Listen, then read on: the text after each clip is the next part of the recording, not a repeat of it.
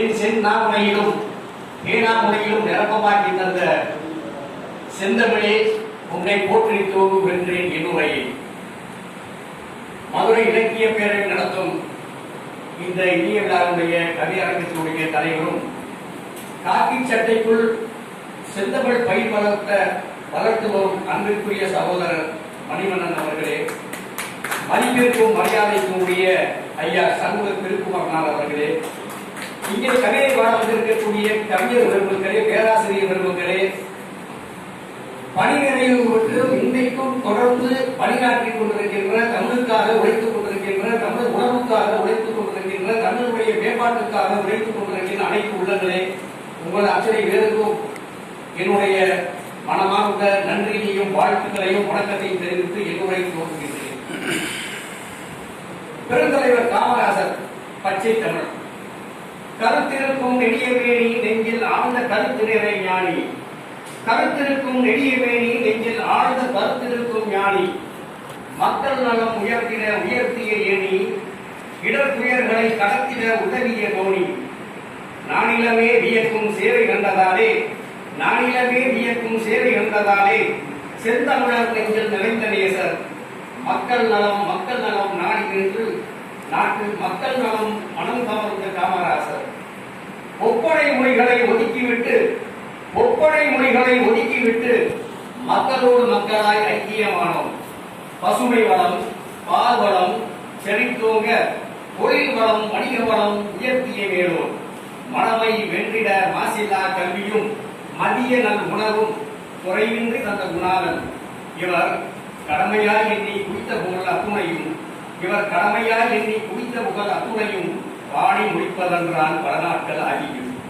வறுமையை துரத்தி வாட்டத்தை போக்கிட நாட்டுக்கிட நாளெல்லாம் வைத்த சீடர். தன்னலம் துறந்தான் உறவு சுற்றம் சொந்த வர்ணம் யாவும் மறந்து, நாடு ஒன்றே நம்முறவு நாட்டோரே நம் குடும்பம் நம் சுற்றம் என ஓயாது உழைத்துக் கொண்டான். தரித்திரத்தை தகர்த்தறிந்து தொழில் புரட்சிக்கு வித்திட்டோர், கணிப்பொறியின் வேகத்தை தன் சிந்தையிலே கருக்கொண்டோம். கர்மவீரர் காமராசர் பெயர் சொன்னார் தர்மத்தின் தலைவன் என்று ஊர் சொல்லும். அவரை நாடு இழந்து அரை நூற்றாண்டை நெருங்க இன்னும் சில ஆண்டே இருந்த போதும் ஆண்டபோதும் நாடு மறவாது பேசும் வரலாற்று நாயகர்.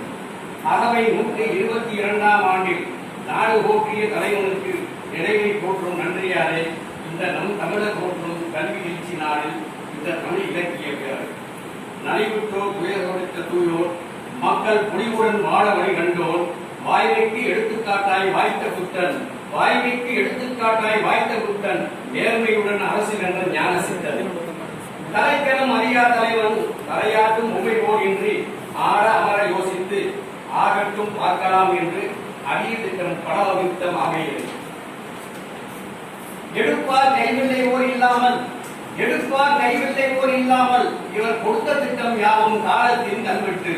மறப்பார் யாருமில்லை காமராசர் பெயரதனை துறப்பார் யாருமில்லை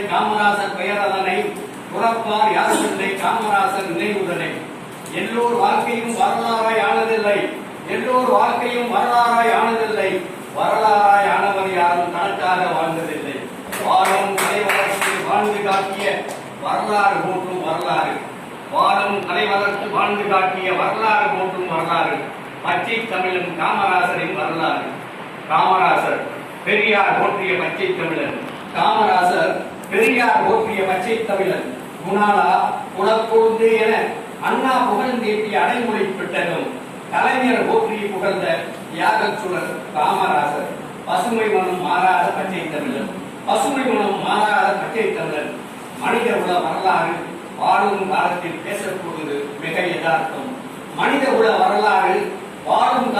பேசப்படுவது மிக யதார்த்தம். மரணத்திற்கு பின்னும் பேசப்படுவது எப்படி வாழ்ந்தோம் என்பதற்கான அடையாளம். அரசியல் தலைவன் எப்படி வாழ வேண்டும் என்பதற்கு காமராசர் ஒரு வாழ்வியல் முன்னோடி. எப்படி வாழ்ந்து காட்டினார் என்பதை இளைய தலைமுறைகளுக்கும் உணர்த்தி காட்டிடும் காலத்தின் கண்ணாடி. மாசு மறுவற்ற காமராசர் ஒரு பச்சை தமிழர் என்பது மறக்க முடியாத உண்மை. உலக தமிழர்கள் பச்சை தமிழன். பசுமைக்கு வித்திட்டு பாரதம் போன்ற வாழ்ந்த பச்சை தமிழன் புகழ் வாழ்க வாழ்கவே வாழ்க வாழ்கவே. நன்றி வணக்கம். இஸ்லாம் எங்கள் மொழி, இனிய தமிழ் எங்கள் மொழி இருக்கும் கவிஞர் அப்துல் நாசருக்கு எல்லா அனைத்து வளங்களையும்